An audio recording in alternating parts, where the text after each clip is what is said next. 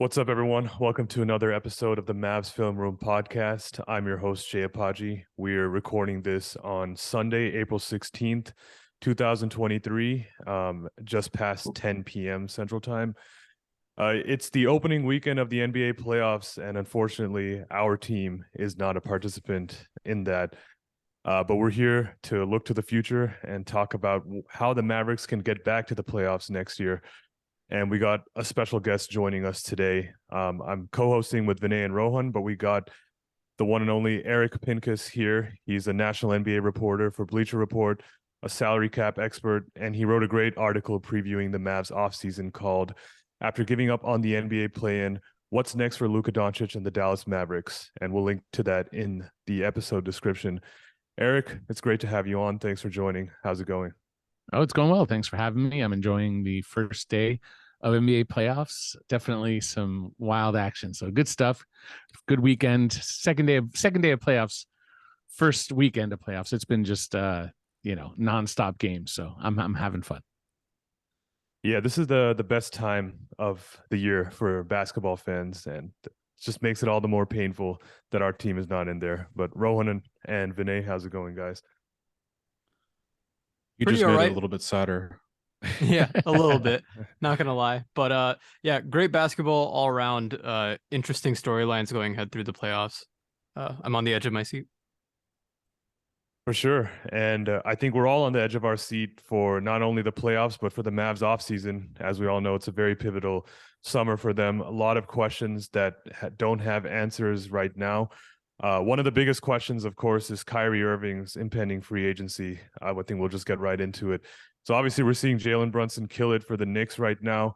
The Mavericks eventually brought in Kyrie Irving midseason to try and replace the void that they had there. Now he's up for a max contract this offseason. I guess first and foremost, Eric, what is Kyrie Irving's max salary that he can command this summer? Well, I'll preface everything that we talk about and just say that we have a new CBA that is being written as we speak. There's no term sheet, so all we have are, rumored but likely accurate representation of what's going to be in the document. But I can't go off of that. I have to be precise in what I do as somebody who really lives in those rules and the details, and so we're going to do our best with what we don't know, and so we'll have a term sheet soon, but we don't have it yet. And then I guess what we'll do is we'll go off of what we do know, and the current projection for the salary cap right now by the NBA is 134 million for next season, and the max for Kyrie would start at 46.9, which is 35%. So that's not a small amount of money. And with the new rules, as we think they'll be, there are going to be limitations for teams that go too deep into the tax. So it is something that the Mavericks are going to have to monitor and be aware of.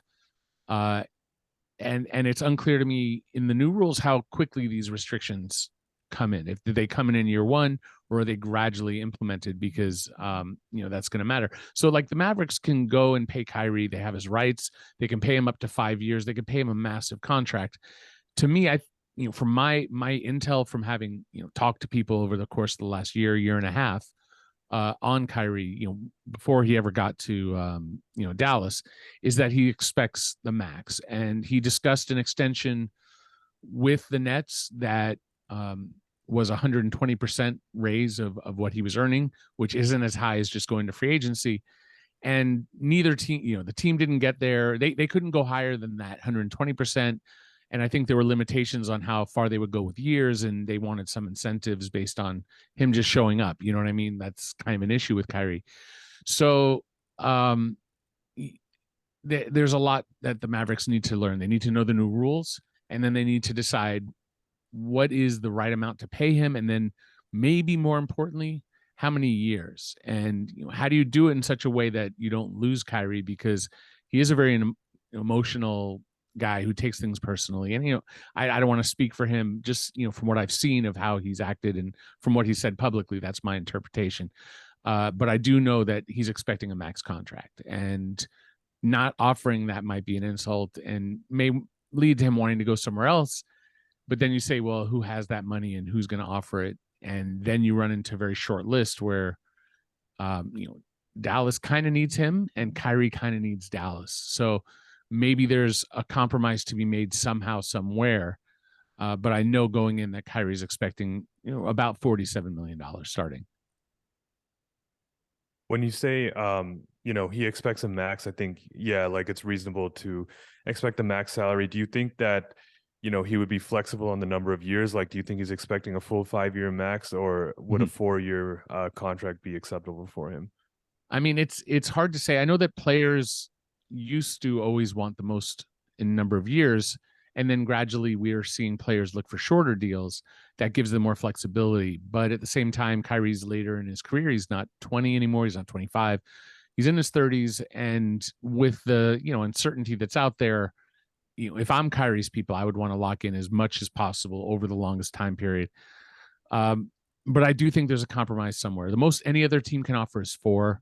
So it's not crazy for the Mavs to say the most we'll do is 4. Then it's like, well, if it's 3 plus an option, is it a player option? Is it a team option? Is there some non-guaranteed salary? Is there some incentivized salary? What can they do? The Mavericks what can they do to protect their investment? What can Kyrie do to maximize his opportunity to earn? And that's the competing force. And then it's just a question of leverage and willingness. You have guys like Connolly, who runs the Wolves, used to run the Nuggets. He's someone who historically has paid someone maybe more than the market. And his approach was he wanted his players to be happy and to believe in their organization and to just, not quibble over the numbers.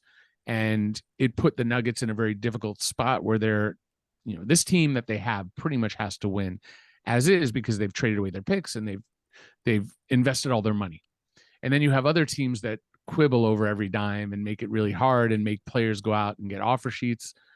And that can be insulting for players. And DeAndre Ayton, there was sort of a negativity that surrounded the team last year. I'm not saying that's why they lost in the playoffs, but it contributed. And that was because the Suns were nickel and diming, and they ended up paying him the amount that they roughly could have paid him anyway.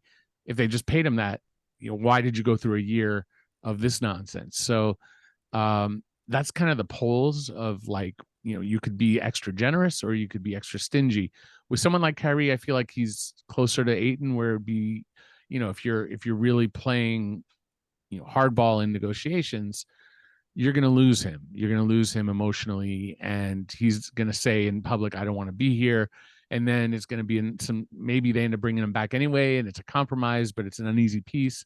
And to me, the real danger is for Dallas is once they actually get Kyrie to re-sign whatever number of years, that there are issues that crop up with him that, reliability, games played is always sort of an issue. He doesn't have a ton of games played each year, be it injury or he decides, the suspension, or maybe that he just needed a break. There's been times he's, so those are real issues regarding Kyrie. And, I mean, you will probably, before you guys might want to ask, or maybe we'll touch on this, but, I just want to say that, like, I've spoken to people with Dallas before they missed the playoffs, before they started to really downswing.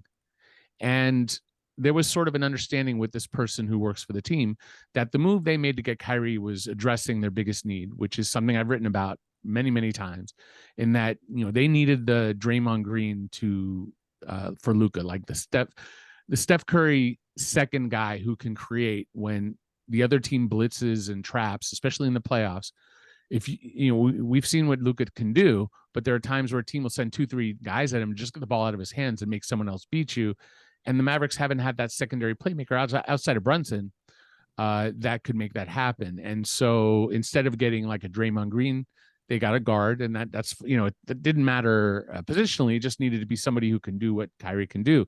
But the cost to do that, getting that piece, was really hard.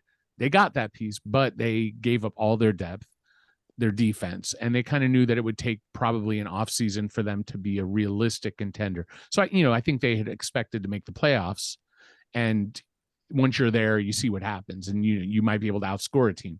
But, like, they probably understood they weren't a deep playoff team once they made that trade. So it's easy.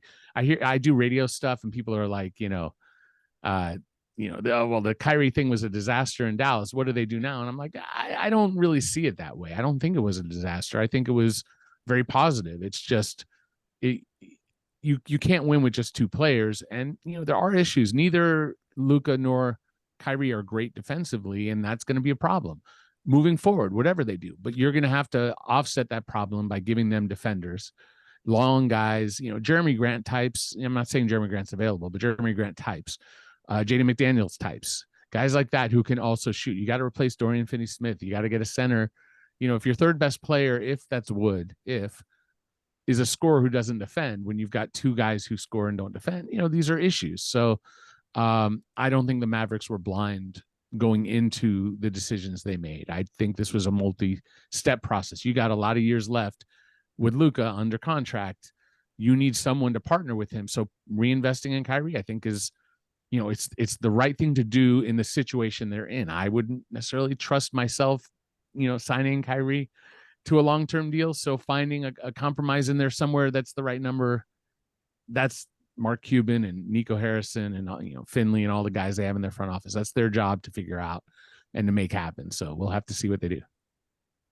You brought up the fact that you can't win with just two players, but like going back to the deadline, you talked about how they were inquiring on Miles Turner and John Collins in the article. Do you have any specific intel as to what type of packages the Mavericks were offering? Because I know they don't have a lot of assets to work with, especially after that Kyrie trade.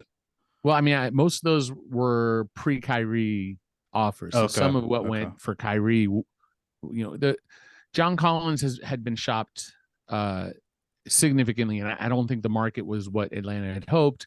They've had a front office changeover, so I don't know where Atlanta is post changeover, and now they have a new coach. So I think they're going to reset whatever they, depending on, maybe they have a good series, maybe they get swept, who knows, but they'll figure it out. So John Collins could become available. He's a nice all-around player. I don't know if he's great at anything, but I don't think he's necessarily bad at anything. I mean, he's not a playmaker, but like, he's good at what he does. He's not great. Turner, I don't know yet where Indiana is long-term. I know that what they did was the right thing to do for them and for the player at the moment, giving him a renegotiation and paying him, using their cap room to lock him into a good deal. He's very tradable for that team. I just don't know if that's the direction they're going to go right away. I think, it's a possibility he could be traded, but I think they could use, Turner would be a great fit because he can shoot a little bit. He's not a great shooter, but he's a good enough shooter that you have to at least honor his shot. And he's a very good shot blocker. He's a good defensive player in some aspects. I don't think he's the quickest mobile defender, but he does have length and is a good shot blocker. And so, there again, like, no player's perfect, right? So if you're looking, that's something that Mark Cuban says a lot. If you don't let perfection be the enemy of good, and that's really important. And I know fans, when they see the flaws in a player, it can make them crazy, and you lose your mind. This guy's not doing this, but the game tonight that we saw, I just saw Russell Westbrook, litter the floor with bricks, but was a huge reason why that team won, right? Like, so the goal is to win. The goal is to be, the secondary goal is to be efficient in how you win, right? But the goal is not to be efficient. The goal is to win above efficiency. So if you look at, any one player and say, they don't do this well, they don't do that well, fine. But, there are holes in this roster that you need to fill. And most of the offense is going to be carried by Luka and Kyrie if Kyrie sticks around. So then it's a question of who can play without the ball, who can, you would need some tertiary playmaking or secondary playmaking when one of them's on the bench. But mostly you need defenders and shooters and length. You need more Reggie Bullock, younger Reggie Bullock. You need Dorian Finney-Smith. Wood didn't hurt having another scorer, but there are issues. They have some clear. I'm sure you guys are more familiar than I am, because I don't watch every Dallas Mavericks game, in minute detail. So I'm sure you guys know more than I do on that. But I'm excited to see, what decisions they make. And again, we have to wait for the new rules to come in. But if you start with the premise that it's Kyrie and then Luka, and now, okay, so you're not under the cap, And then it's like, okay, well, what about the draft? And then it's like, is there someone in the draft who can help you, or are you better off trading that player? Because we don't know the if they have a pick yet. So it's we have to wait for the lottery. There's a lot of uncertainty that's out of the Mavericks' hands. And the good news is they don't have to make any decisions on April whatever by tax day. You know what I mean? Mid-April, they don't have to make decisions. The lottery is around May 16th, I think it is, and then from there the draft is basically a month later, June 23rd, I think. So you've got 5 weeks after that lottery to sort of feel out who see who is in this draft. Is there Luka came in and was an immediately, a player. It's just very rare for a rookie to be that kind of level player. How many players in the last few drafts are rookies who are contributing right now on the stage that we're watching in the playoffs? It's just not common. I mean, Keegan Murray, he's with the Kings. He's playing big minutes and a big role on a playoff team. So that's an example of, yes, it can happen, certainly. But what about the other 29-ish players in the first round? Like, how many of them are contributing big minutes on a playoff team? And can the Mavericks be lucky enough to find that guy right now, or are they better trading that pick if they have it?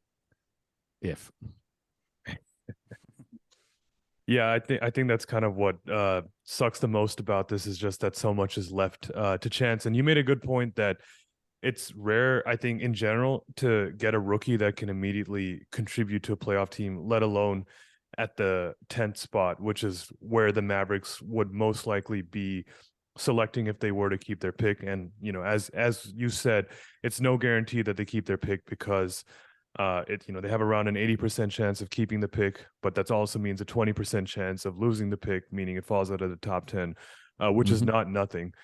I think that's a good transition probably to what we wanted to talk about next with, the Mavericks have the 10th pick, or, are most likely to get the 10th pick. Yeah, theoretically. Hope so.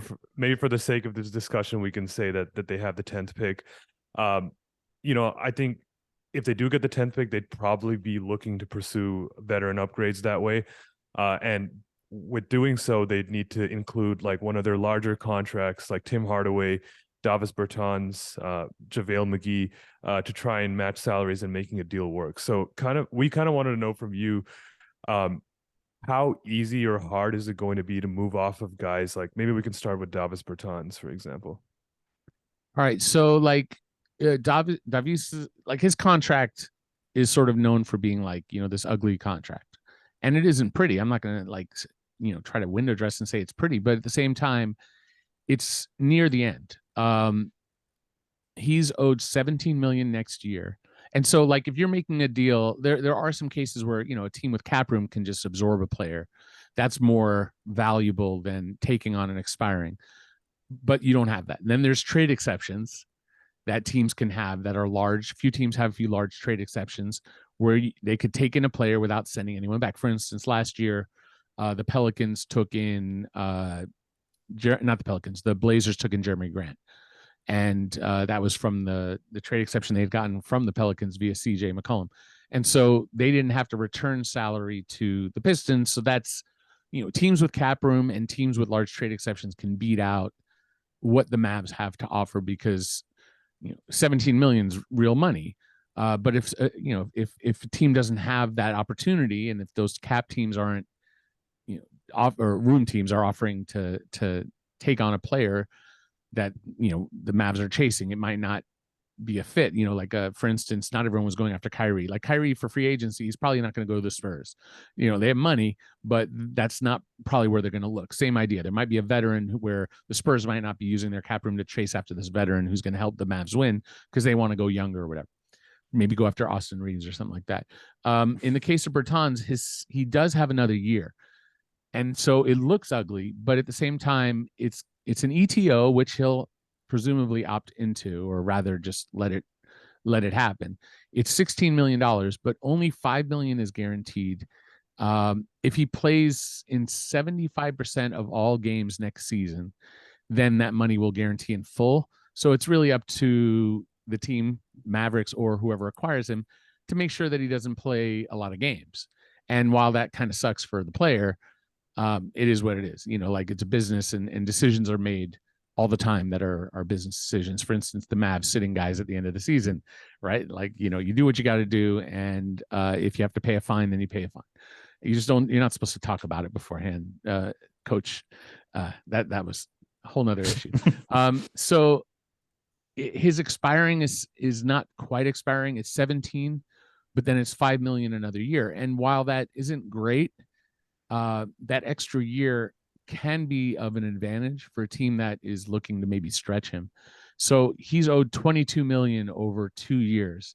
That could be stretched out over 5. So, what's 22 divided by 5? So a little bit more than 4. Right. So, yeah. So that's a really, if you can trade for Bertans and then, clear the money of a player making more than that, and then that money's only hitting your books for call it 4.5, just to round up, $4.5 million. That's pretty decent. So now, not every team wants to have that money on their books stretched, and not every team's going to want that. But at the same time, if the Mavericks are incentivizing it with the number 10 player, and let's see if Dallas has any other future considerations. They do have, so they owe their pick this year to New York, and we're assuming that they have their pick. So that means they're going to owe 24 to New York. And now they can technically try to make a trade with the Knicks to loosen protections. I wouldn't necessarily recommend that, but they could. And that could open up another first. But whatever. And the thing is Dallas doesn't really have a lot of seconds either. So they're not, they're really in a pick poor situation. They can't trade 25 because it might go to New York. But if they renegotiated their deal, like with the Knicks, like, okay, we'll give you 25 and we'll give you 24 unprotected, that would open up 26. Do you really want to do that if you're the Mavs? I don't know. That's a lot. And then, the challenge is that they can only trade right now 27, and they can't trade because they owe 29. They can't trade 2030. You can't trade it. You can only trade up to 7 years. So 2030 would be after the draft, but they can't trade that because they owe Brooklyn one in 29. They can't trade 28 because of the Stepien rule. You have to have a pick every other year. So they really only have 27. So even if you gave 24, then that doesn't really give you, because you can't use 25, and then you could use 26, but if you use 26, you can't trade 27. So they really only have one pick to offer unless they, gave New York their pick in this draft and, negotiated and said, okay, you take number 10 right now, which I wouldn't think they would do. Unless you're getting a player back from the Knicks, like, whatever, that's a different story. So yeah, I think they basically, their ammo is the 27 first. They can offer swaps, 26 swap, 28 swap. I'd have to look at what other options they have with swaps. They don't really have much in terms of seconds. Let's see. I think they have only 25, and that's the one that may go. So I that unaudited without, like, I would look at it just to make sure, but I really think they're pretty much out of ammunition when it comes to seconds. Yeah. So a first with Bertans, and then hope a team would take JaVale, who has 5-7 next year, and then a player option for 6, which he'll probably take. And he's not a bad player, and I think that it just wasn't a fit. And I think it's not unreasonable to think a team would want a decent veteran at a reasonable number for 2 years. It's not like a disaster. It's a little high for that, but I don't think it would be like, oh, there's no way you're going to move that. Hardaway is a little trickier. You're going to move Hardaway, in my mind, if a team values what he does on the court, with 2 full years at about 35-ish million. So, that's an investment in a good player. But like the Mavs kind of need shooting, and he does that. So, like, you don't want to just trade everybody. And so, and he's been a good fit. It's just, I would say he's, not a significant defender, and he doesn't make up for the, what some of the other guys like Luka and Kyrie lack. You're in my mind, you're keeping Maxey. If you're probably wanting to keep Josh Green, but again, like, if you had a chance to get a player who is really elite, and if there's not a lot of bait, Josh Green could be included in that bait. Jaden Hardy, same. Like Hardy, I thought was really nice, and he's young, but and he can score. But again, he's kind of similarish to Kyrie, and in that he's not a defender. He's a guy who's young, and so there's a lot to figure out. They also have to decide if they're going to bring back Wood, and I think that's really a question of the price and maybe what other teams are offering, and then what their tax bill would be. Seems like the buzz is that they're not going to bring him back, but at the same time, I don't want to assume that. I try not to, every so often you have a really bad sour ending where guys are crapping on the star player and being bitter. That's not the situation we have here. Every so often it's like, yeah, there's no way these guys are getting back together. But I think there's still a chance that Wood could be back. Powell could be back. He's been a valuable role player. They have some building blocks. It's just they don't have enough yet. You need 2 or 3 more Dorian Finney-Smiths. You need another center. I love JaVale from being around him with the Lakers, but I didn't love the get. I didn't think he was what they expected from him. They were talking about starting him right off the bat, and I'm like, that's just not where he is in his career. It's just not. Like, he can do what he can do, but not. You could start him in like a. Some teams start like a guy and play them like 3 or 4 minutes in the beginning of a game and 3 or 4 minutes at the beginning of the half. And then maybe they, every so often you have a starter like that, but that's not ideal. So yeah, I'm curious to see what they do. As far as who they go after, that's a harder conversation because the market hasn't really started to form on like who's really available. And until we get a new CBA and the exact terms, it's going to be hard to say because like Draymond Green had a very the players, they caved in he didn't like the deal. But what deal? He doesn't know the deal. Like, he doesn't know the deal because no one knows the deal. The people in the NBA and the NBPA in the meeting, they at least had an idea of the deal and they had it all written down, but not in an organized form that they could say like, this is the full deal. We don't know what the full deal is. We don't know if like the Warriors have a limitation with that double apron this year. It might not matter. It might not kick in for a year or two. Generally speaking, when there's a change in how tax is impacting a team, they usually include amnesty in that. But there's no amnesty in the CBA. Amnesty it gives you the ability to waive a player, one single player, and pay them. So it comes off your cap, but you still have to pay them. And so it was originally called like the Allen Houston rule back in the day, even though it wasn't used on Allen Houston. But guys were amnestied, and there wasn't an amnesty in the last CBA because the tax structure didn't change. Here, the tax structure is changing. There's no amnesty. I inquired, and they said it's because it's graduated into the changes in tax are graduated into the system. So what does that mean? I don't know. And I think that's going to determine the market for, like if a team doesn't care about the double apron in year one, then teams aren't going to have to make sacrifices in year one. Now, maybe they start to make anticipatory moves to shed multi-year deals, but we don't know. Like, so that's going to determine who's available for Dallas. Like, you can go down the list and make lists of who you need. I would start looking at big forwards who can defend. And there's, everybody wants those guys, 3-and-D guys. That's like, they become, Jaden McDaniels, even though he broke his hand, like he's going to cash in on an extension. Guys like that, find maybe his brother, go after his brother he's with Philly. Jalen or Jaden. Let's see. I get confused between the two. Jalen's on the Sixers. Jaden's on the Timberwolves. Maybe Jalen is the cheaper version of his brother to go after, but I don't know if he can shoot as well as his brother. So, it's going to be it's not going to be an easy thing to find that, it's, a 3-point shooter who can defend, who's big and long and can make up for the fact that, cover a lot of positions. You need guys like maybe a Jared Vanderbilt, guys like that who do a lot. But Jared can be a liability. You don't have to guard him. And we'll see what happens in the playoffs for the Lakers. Does he get, there was a stretch where Rui Hachimura was hitting a ton of shots.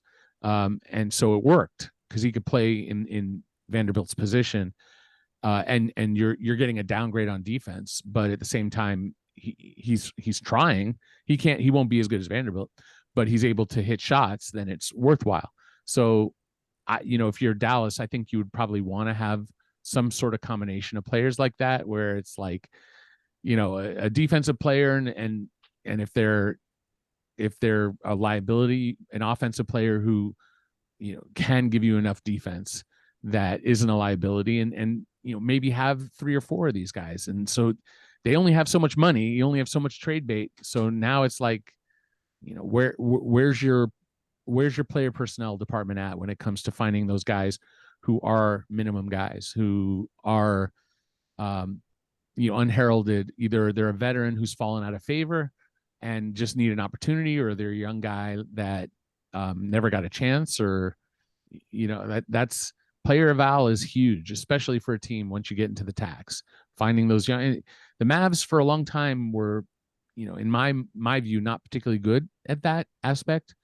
And then over time they've gotten a little better, where they found Dorian Finney-Smith, they found Brunson in the second, they found Josh Green came on. So like they're starting to, Luka was a no-brainer. Anybody, well, I guess, I mean, except for the teams that passed, right? I mean, Sacramento, et cetera, et cetera. But like Luka was a great decision, and it took guts to get, some people said, oh, it's not going to translate.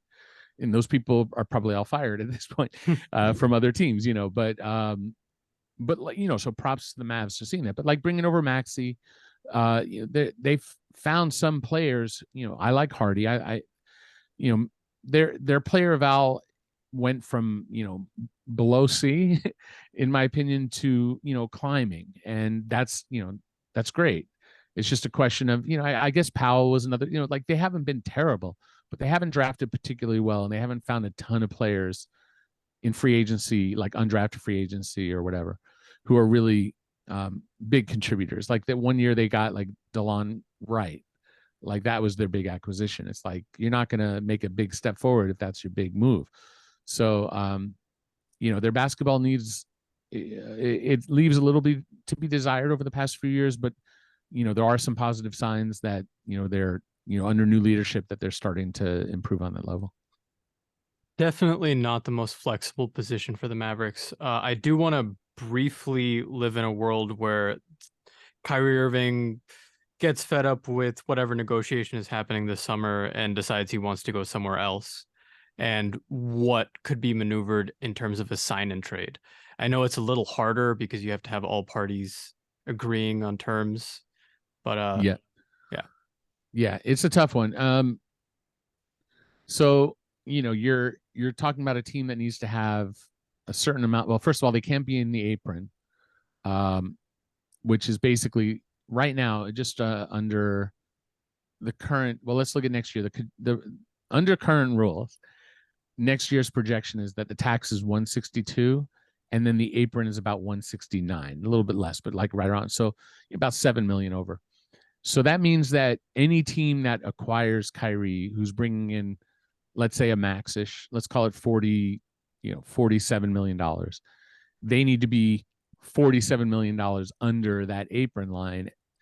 And then whatever they're giving up, like they have to fill out to 14 players. So it's not like, oh, they can make that trade and be under and then there are only eight players and can't add a ninth. So, like, okay, so the Warriors are out, you start going down the list very quickly. You get, I'd have to, I have some projections, but I've stopped all my projections because I need to know the new rules. But like, teams that originally projected to have cap room were like Charlotte, Houston, again, teams that are not really Kyrie kind of market. So, the Lakers, in theory, if they let D'Angelo and Rui and like other guys go, but I don't expect them to go that path.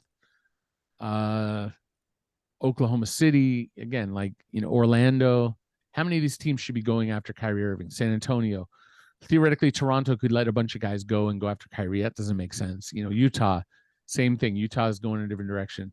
The Wizards are probably keeping Porzingis and Kuzma, so they're out.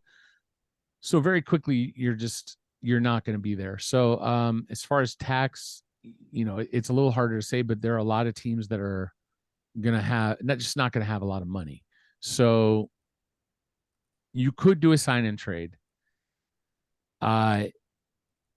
It's unlikely to. It's not that it's unlikely. It's just there was one sign and trade last year, and that was Sexton to the Cavs. If you want to go back a couple of years, there were a lot of sign and trades, and it was very unique to that market where we were coming off of the 2016 Cavs spike. So teams hadn't really gotten yet a few years later deep into the tax. So there were a lot of teams that could do sign and trades because like the apron wasn't as much of a concern. But now teams by and large are a little bit higher because the money's sort of leveled out. So there are, there are fewer teams that can do it. So we'll have to wait and see. The trick is like Kyrie would choose a team and then that team would not have the means. And Dallas would have to say, like, okay, we're going to get something that's worth more than just going to cap room, right? Because Dallas could let Kyrie go and then go in a different direction entirely. Don't bring back Wood, don't bring back Powell, or bring back Powell for cheap. You could let go of Reggie Bullock. You can keep Reggie Bullock. His money's not fully guaranteed. But there are ways to get into cap room for Dallas, and then you can go shopping as well. And so, like their max space, if you have Luka, Hardaway, Bertans, Maxey, JaVale, Josh Green, and Hardy, no pick, because the pick would take up money.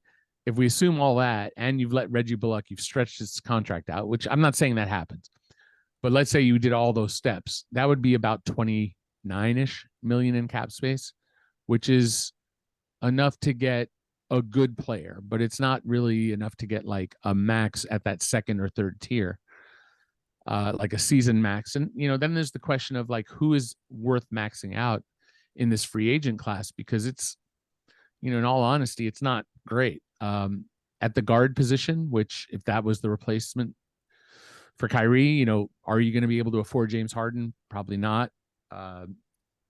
Is Fred VanVleet at 30 years old the right guy to pair up?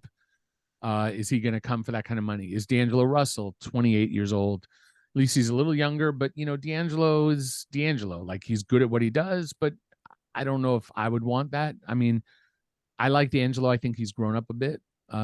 There's Austin Reeves, but he's restricted and there's all these complications with that. And while I think Austin is great, I don't know if that's like your answer. It's not going to be Westbrook. Then it's like very quickly you just get into rotation players. Those are your starters / borderline starters, guys who can handle the ball and create. Then it's like Javon Carter, Dennis Schroeder, Reggie Jackson types. It falls off a cliff real fast. And then the wing positions: Kuzma, Jeremy Grant, Harrison Barnes, Cam Johnson, Josh Hart, Grant Williams, Jordan Clarkson, Bruce Brown, Gary Trent, DiVincenzo, Oubre, Dylan Brooks, Hachimura. Very quickly you get to like Karis LeVert, who I think is solid, Joe Ingles, who's older, Torrey Craig. I mean, Thibault. You start running down a list where it's not crazy, and then you get to the big guys. There's Pirtle, who I believe the Raptors traded for to keep and probably keep. Whatever direction they go, I think he stays. I could be wrong. Vucevic, Porzingis, they've done that already. Lopez, who's older, Brooke Lopez. PJ Washington's restricted. I think the Charlotte's going to keep him. Maybe we'll see. Then there's Christian. And these are not necessarily ordered entirely by like, who's better than the other, but it's those are starting-ish caliber players. Then it's like Naz Reid and, Plumlee, Dwight Powell, JaMychal Green, Andre Drummond, like the list. So like, it's not a great list. It's just not a great list of free agents. There's a few. I don't know how many of them are leaving. I think Fred VanVleet might leave Toronto. I think D'Angelo stays. I think James Harden probably stays. I'm assuming he stays. I have Kyrie staying, but we'll see. I have Russ. I don't even know what's going to happen with Russ. Austin Reeves probably stays. Kuzma probably stays. Jeremy Grant probably stays. Harrison Barnes probably stays. Cam Johnson, I mean, he'd be an interesting guy, but first of all, he's already 28. He's only been in the league a short time, but is he the guy that you give up on? Like, okay, we're going to let Kyrie go. We're going to go chase Cam Johnson, who's restricted, who we might not get. And then the Nets keep him. And then it's like, well, what did we accomplish? Now all the free agents are gone. So, a team like the Spurs going after like an Austin Reeves can make sense, because if they don't get him, they're okay. They still have their cap room. They could wait and use it at the trade deadline. For a team like Dallas, if you do get cap room, you can't afford to chase somebody and not get them. And then by July 7th, which is when restricted free agency offer sheet is supposed, I think the rule changed. So instead of being 2 days, it's one. So let's say you sign a restricted free agent on July 6th. Well, in all honesty, like a lot of free agent decisions are made, like some before the draft, some most right after. Between the draft and free agency is when free agency happens. And I think they might change the rules. I saw something that they're changing it so that teams can now talk to their own players after the finals, but I don't know if they can talk to other players yet. So, but they do.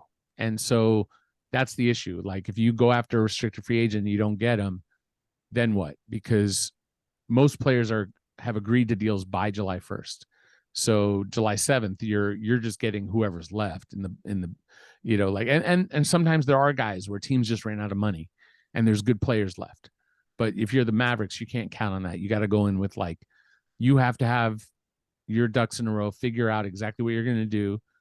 Either you're going to draft a player at 10, and like I would say, like in a sense, a player you can get at 10 might be more ready to play than a player in the top 5.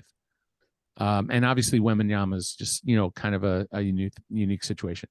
But generally speaking, you're going to draft at the top of the lottery, the highest upside players. And a lot of those guys are 18, 19. And as you get later in the first round, usually in the 20s and the 15s, whatever, you might take somebody who's 22, 21, 19.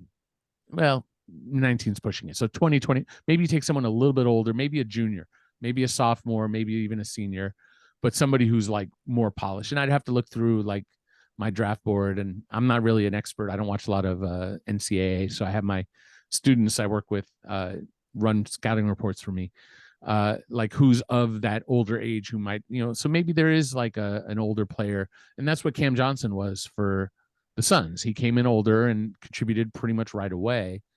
I don't think they were a playoff team right away, but so, these are the factors to consider. Do you get a pick? Can you draft someone who can help you? If not, who can you trade and who can you get in trade? And can you get that orchestrated by ahead of the draft so that you're not picking a player that you hope someone else wants, so that you're actively picking a player for that other team. And that's going to determine where you go moving forward. All the while in the background, you've got an idea of where Kyrie Irving's number is and where you're willing to go, where he's willing to go. And you'd be penciling in the return for the number 10 pick and probably Bertans and whatever filler that has to be in there, plus Kyrie, plus Luka. And then because you didn't go under the cap, you can keep anyone else that you want to keep. And then there's the question of the new rules and how much of a tax burden is it? And then how restricted will Dallas be by the rules? And what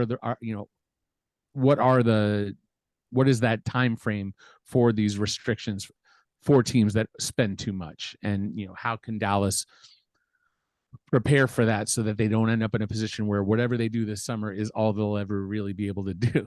You know what I mean? So, because if you're in the double apron and it's really hard to trade, then you don't want to be in that position either.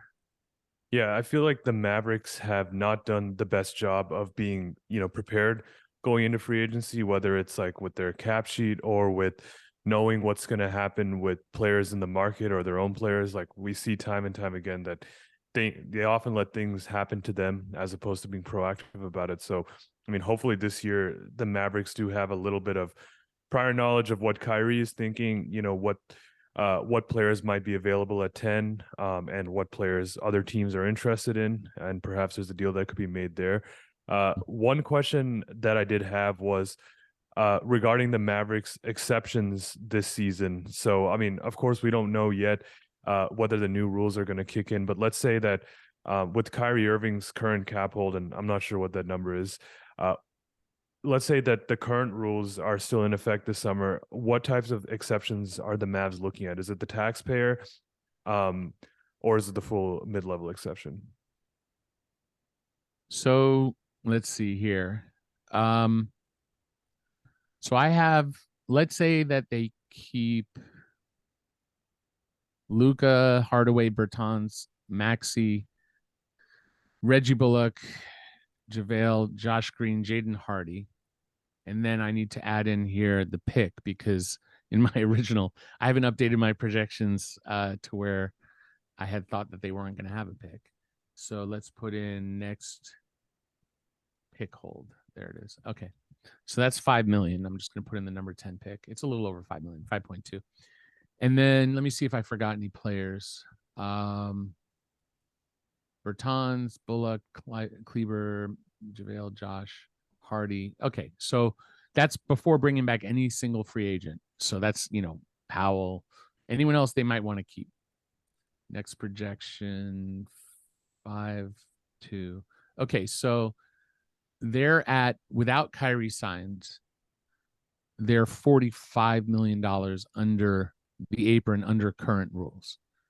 So, and the way I calculate that is I slot in a minimum player through 14 players. That's a 14-man roster. You're not even getting to 15 at the vet min, and that's the number 10 pick. You've not traded anybody, so certainly they can trim it by trading. And it's just, if you're going to trade Bertans and you have no seconds, are you just sacrificing Josh Green to get out of Bertans? That's, to me, I wouldn't give up a good player just to get out of a player that's not even that, the contract's not that terrible anymore. You could wait till, so if you're paying Kyrie 40 whatever, you're at the apron. And so the Mavs, to me, with Kyrie, with this team back as it is, will have what's called the taxpayer mid-level exception. And they won't be able to use the biannual, and they won't be able to use, obviously, the room exception, the room mid-level, and they won't be able to use the non-taxpayer mid-level. And so the non-taxpayer projects to be about 11.4. Yeah, we're going by the old rules. So the old rules, the taxpayer mid-level is about 7. And then I believe the non-taxpayer is going to go up a little bit, I think to 12. And then the room mid-level, I think, goes up to about 7. It's going to be close to the tax mid-level. They're going to be not equivalent, but relatively equivalent. And so, they're going to have $7 million starting, again, theoretically, you can sign someone for up to 3 years. So of the players that I named when we were just going through starters, most of those guys are going to be looking for more than $7 million. That doesn't mean they're going to get it, but more, like there are some names on that list. You're going to get down to, like, if you're looking for a wing, Dylan Brooks is going to get more than that. Kelly Oubre is going to get more than that. DiVincenzo probably gets more than that. Trent gets more than that. Rui gets more than that. LeVert, we could debate. Ingles, but again, you're starting to get to guys who are, Troy Brown Jr. is in that range, maybe less than that. He's a solid player. Josh Richardson, they've already done that in Dallas. Seth Curry, they've already done that. Niang, he's solid, but again, he's like 30-ish already. It becomes difficult because you've got one $7 million check you can cut, or you could break it into multiple pieces. But then, if you're paying someone 5 and someone else 2, the guy making 2 is basically making the minimum, give or take. So, there's not a ton of flexibility. If they bring back Kyrie, they have about $7 million to spend. They don't have, again, under current rules, they don't have any trade exceptions other than a very small one for Marquise Chris that's basically unusable, under $1 million. So from a flexibility point of view, that's not where Dallas is. That's just, they're in a very specific situation, and a lot of this can be traced back to, a singular mistake, which was when they signed Brunson to a 4-year deal and didn't give him a team option. And, I cover LA, and, the mistake that the Lakers keep assigning guys to 2-year deals over and over again, 2-year deals. They keep getting burnt. They signed Jordan Clarkson, 2-year deal, outperformed it, paid him, more than he probably could have gotten. He certainly earned more in year 3 than he should have. Taylor Horton-Tucker, same thing. Austin Reeves is blowing up, same thing. Maybe Max Christie, the most recent rookie, but there's a new exception in the rules that will allow the Lakers to, avoid that. In the case of the Mavericks, they had the right idea that like you want a guy for a long period of time, but even so, like they still didn't quite grasp it because they gave Jaden Hardy a non-guarantee in the 4th year, and actually gave him a 3-year deal. I'm sorry, yeah, he's a 3-year deal. So okay, so that's fine, that works. I don't have a problem with that one. That one's perfectly fine as long as you're getting to the end of 3 years and you can be restricted with full rights. You don't have the Arenas rule issue that the Lakers face, and you don't have the Brunson issue that the Mavericks faced. And Nikola Jokic signed a 4-year deal with the Nuggets. They opted him out a year early. He could have been paid the minimum. Instead, they paid him like the max, right? Or near the max. So, I'd have to check. I forget the exact number, but they paid him a ton.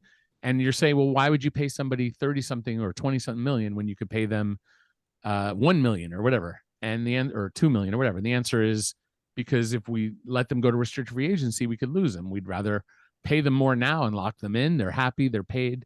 They know that they got extra money that they weren't, didn't have to get. And it makes it for a better negotiation. Like an agent's like, yeah, we'll opt you out of 2 million and pay you 20, $30 million. An agent's going to be like, hell yeah. You know what I mean? It's like why Miles Turner took an extension with the Pacers, because he got a huge bonus right up front. I have my opinions and my feelings. I think the Mavericks are a strong franchise. I think they do a lot right. There are weaknesses that I perceive. I'd love to help if they want to call me. They know my number. Mark knows my number, or at least my email. I know Nico. I don't know him well. These are all good people. I know, Baker in the front office, who's their cap guy, who's a great dude. But they don't have an extent, they're like the Clippers, they're overkill, and they're not necessarily the model that every team can follow, but they have a massive front office with a ton of people. And the front office, there's no salary cap on the front office. And, Ballmer's the richest guy, owning a team, and Cuban's not first, but he's up there. He's among the wealthiest guys owning a team. He can afford that. The team can afford that. And they haven't really put that kind of money into their infrastructure. It's grown and it's bigger than it was, but it's, I've talked to people and like, they're like, it's, I've worked in other places and there's just more people to argue with, and that's a healthy thing. You know what I mean? Like you want to have enough smart people that can collaborate in a positive, combative environment. You know what I mean? And I don't mean that like as a negative thing, but just that like, challenge each other and push each other. Whereas if it's just one person saying, yeah, we could do this, it's like, well, what if we did this? Is this a better idea? No, my idea is, but, and then you start digging into, well, what if we do this? And just having someone to collaborate with opens up doors that, it doesn't matter how smart you are or intelligent you are. It's, two smart people should be capable of more if they can work together. And Mavs are certainly capable of building out a front office that maybe isn't as big as the Clippers, but has a little bit more, support for Nico so that he can make the decisions, and support for Mark so he can make the decisions. Because I haven't loved, like Porzingis to me was like, I didn't trust his health for a second. Like to me, getting Porzingis was like, okay, I mean, it's giving up a lot for a guy who I don't know if he's going to get through his contract. And he had a great year this year, but whatever.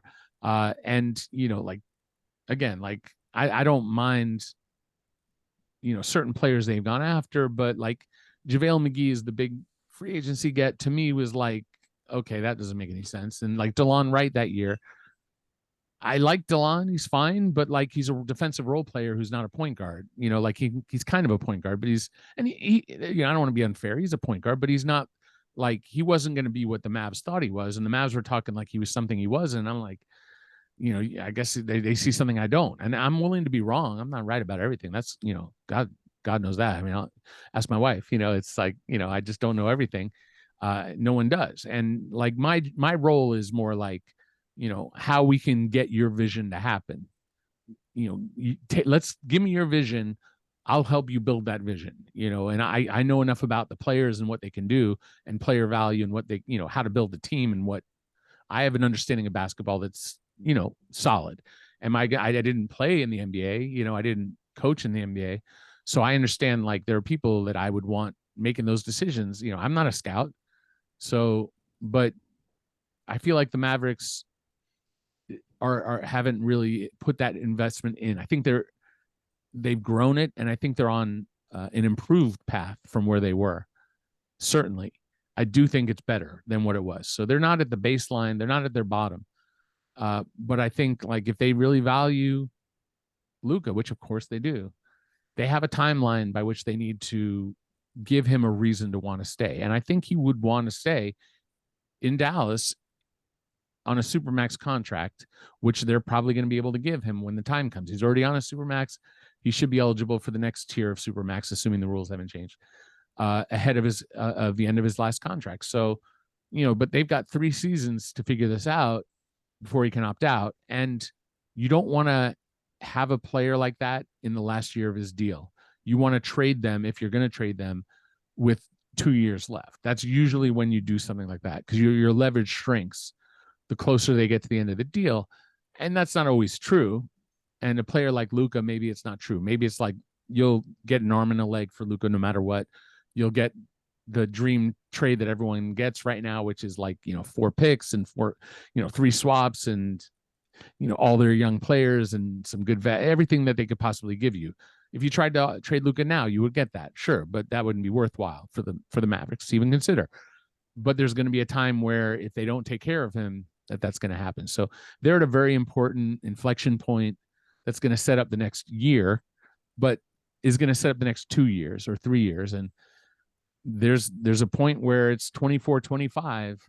And if it's the deadline and the team is like a bottom basement team, there's a real problem. Now, that I wouldn't imagine that happening. They should be at that point like a clear playoff team. I mean, they should be this year a clear playoff team. Just is what it is. So, I think the Mavericks have a very important summer ahead, and I think they have some smart people in the front office. It's a better front office than they've had in the past. But I'm not entirely confident in that. Your inflection point kind of hinges on Kyrie Irving is also kind of scary, because, you bring him in, you lock him in, and he's the guy who's going to take Luka through the next 3 years. And sure, at some point you can trade Kyrie down the road to get the replacement. But, and it is what it is. Like, the decision was made with Brunson is what set this up, because had they done the right contract, they just would have Brunson. They could have traded all, they could have kept Finney-Smith and built it incrementally, or if they wanted to go all in and give up pieces and do whatever, they could do that and still have the, that secondary playmaker available. So, and it is what it is. You can't go back. So the Mavs have to move forward. And, I'd like to see them, give Luka the support he needs. The NBA should have Luka playing in the playoffs right now. Like, the NBA needs that, to be honest, because LeBron only has so many years left, and Steph Curry only has so many years left, and there are only so many guys who are, capable of moving the needle. And Luka's, he's a true NBA superstar. So NBA needs the Mavs to figure this stuff out too. They can't help them figure it out. They can't, sway it for them, but they need, they need Luka to be playing right now on this big stage.